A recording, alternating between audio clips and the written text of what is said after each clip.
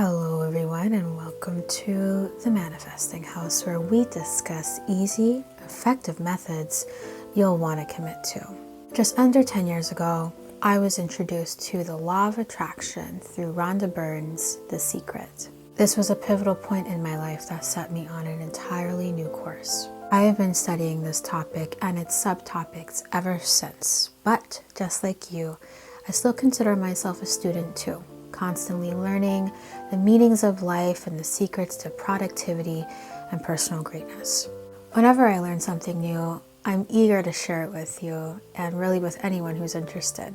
Over this last week, I've finally discovered a proper answer to a question I've had since the beginning of my journey. Many people have wondered this exact thing, and many of us have received answers. Unfortunately, like with all things, some answers just don't resonate, leaving you seeking more. But in this video, I'm sharing with you all the information I've gathered from possibly our favorite teacher, Neville Goddard. Hopefully, I can offer you a clear answer to this question: how often should I visualize my end goal, and for how long? Neville Goddard was a remarkable man who, when discovered the secrets to achievement, chose to share it to the entire world instead of hoarding it for himself. Over the course of his career, he published at least 11 books, I believe, and hosted numerous lectures in which he went more in depth with his teachings.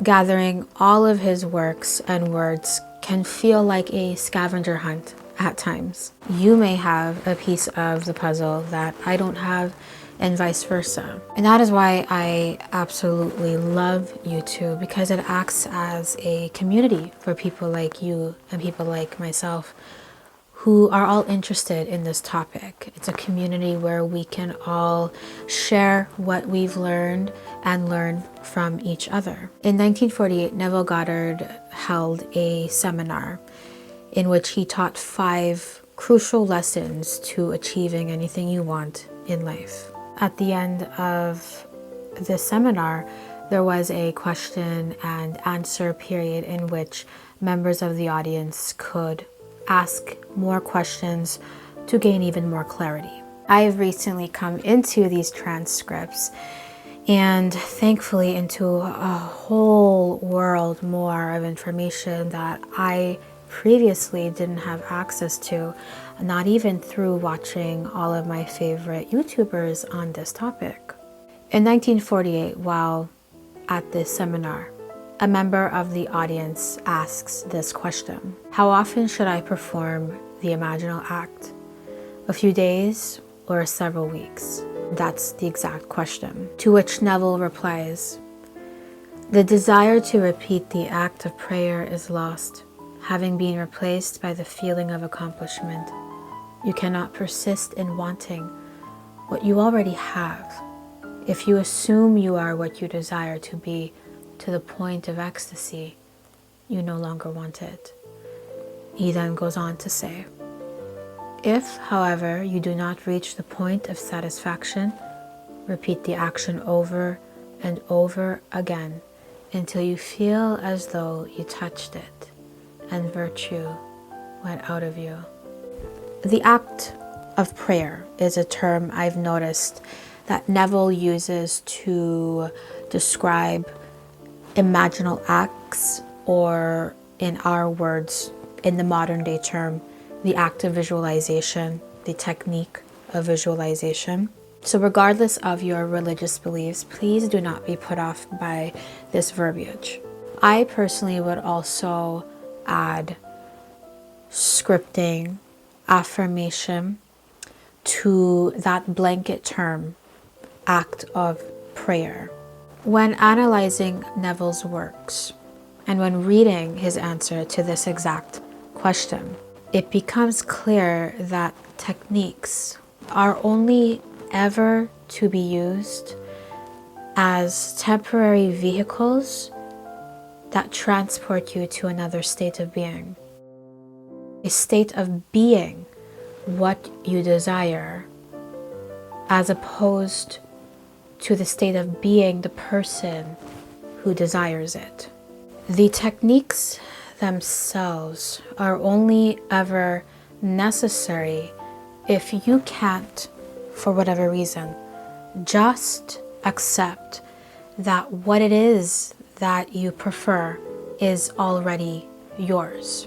Therefore, all practices, visualizations included, are necessary until you can truly, wholeheartedly appropriate whatever it is you want to experience in your 3D reality. So we visualize until we realize that we are already the thing we were previously visualizing or affirming or basically desiring, the thing that we want to experience in our 3D reality. This may take you 1 17-second session to realize. It may take you more. Perhaps you may not even need to practice visualization or any sort of technique in order to reach this state of appropriation or assumption, because you are so aware of how manifestation works. You can just accept that the moment you desire to be with that person, or to have that body or that trait, or to have that money, or to have that career and that prominent status, you have it. Perhaps you are this kind of manifester, this kind of creator, this kind of person. The desire is evidence from your higher being that you are already this person. You already have this thing, and it's just time for you to now claim it and accept it and live from it now. There is a very, very famous Neville Goddard Barbados story. And one day I'll make a video. I recently got the transcripts of that story too, as told from Neville Goddard himself. So I will make a video just reading the story for you guys, because I could never actually find any references to the actual story in Neville's words himself. So if you're anything like me and you just want to hear that very famous Barbados story told to you in Neville's words, then I will definitely make a really quick video just reading the story for you as written by Neville Goddard. But anyways, the Barbados story. Neville Goddard wanted to visit his homeland of Barbados, but he could not afford to. Plus he had all of these inner emotional issues going on. He wasn't quite where he wanted to be in life, and he did not want to go back home and visit his family, and knowing that he wasn't the great success that he wanted to be yet. It's very understandable. We've all been there. Maybe some of us are still there. Abdullah was his mentor, and so he confided in Abdullah. He told Abdullah that I want to go back home to Barbados. In the past 12 years, I have never felt such a desire to visit my homeland of Barbados, and I can't shake the feeling, but I can't afford to go, and I don't want to go back home when I'm in this preliminary stage of my life still. I have nothing to show for my time here in the US. I'm paraphrasing. Abdullah replies with a simple phrase that really struck me. Abdullah says, "If you want to go, Neville, you have gone." This reminds me of a lesson I once learned from Abraham Hicks, in which the purpose or the definition of desire was given. Instead of just reading Abraham's words, I will just go ahead right now and insert an audio of the clip I'm referring to so you could hear exactly what I learned in the words of Abraham themselves. Do you accept that desire is a product of life? Yes. And do you accept that a desire that is hatched within you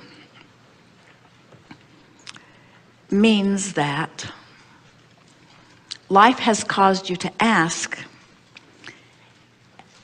and the reason that you feel the feeling of desire at all is because you have asked, and the larger part of you has already become vibrationally the fulfilled response to your request.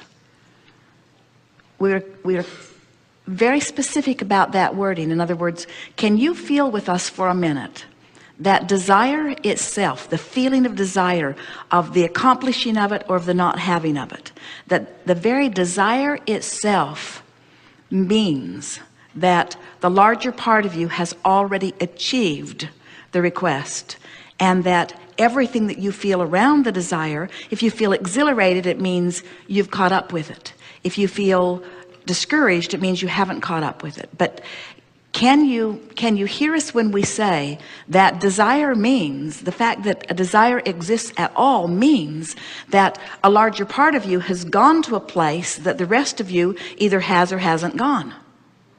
Step one says life causes you to ask, and when you ask, the larger part of you becomes the vibrational equivalent of what you've asked for. So if you hadn't asked, and if the larger part of you hadn't already become it, then the desire wouldn't exist at all. So what we're trying to trick you into acknowledging is that the fact that you even can acknowledge that the desire exists means it has already been vibrationally fulfilled. Because if it had not been vibrationally fulfilled and you weren't there with it, you wouldn't feel any gap. Or if it hadn't been vibrationally fulfilled and you weren't feeling wonderful, you couldn't feel wonderful. In other words, we're just wanting to bring you, maybe kicking and screaming, into the understanding that when you ask, it is given, it is already done. So if you already are what you want to be, your life is already as you'd want it to be on a greater level, then evidently you must not really need to practice visualization at all. Once you can simply assume the state of the wish fulfilled and become a vibrational match to your preferences, that'll suffice. Does that make sense to you? Does that make any sense to you? I'm really eager to hear what your thoughts are on that.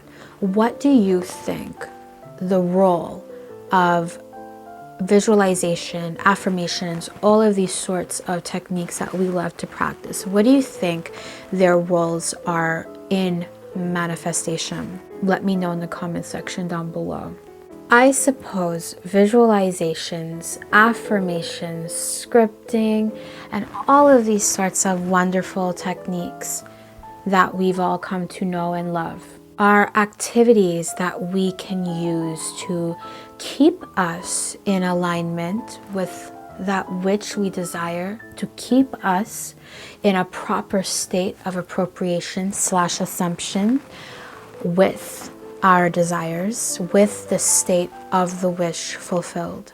To summarize, these activities, these techniques and methods are used to keep you in assumption. Of course, obviously, they can also be used to get you into the state of assumption, into the state of the wish fulfilled, into alignment with your goals. This is a topic I could discuss for hours, but that would be a boring video. So to summarize, how often should we visualize our desires or use any sort of technique?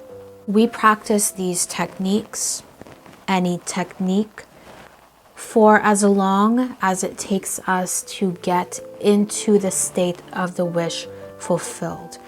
for as long as it takes to get us into alignment with our desires, for as long as it takes us to live in the end, to properly assume and appropriate the you that already has what it is that you want, because there is a you that already has what it is that you want. To re-quote the key parts of Neville's answer when asked this exact question back in 1948. The desire to repeat the act of prayer is lost, having been replaced by the feeling of accomplishment. If, however, you do not reach the point of satisfaction, repeat the action over and over again until you feel as though you touched it. And with that being said, thank you for watching this video. I truly do hope you enjoyed it. If you did, I trust you'll give this video a thumbs up and subscribe to this channel for more content just like this one. Was I able to answer that question for you clearly enough? How did you like today's topic, and which topic would you like me to cover next? Let me know in the comment section down below. I cannot wait to see you in the next video. Toodles.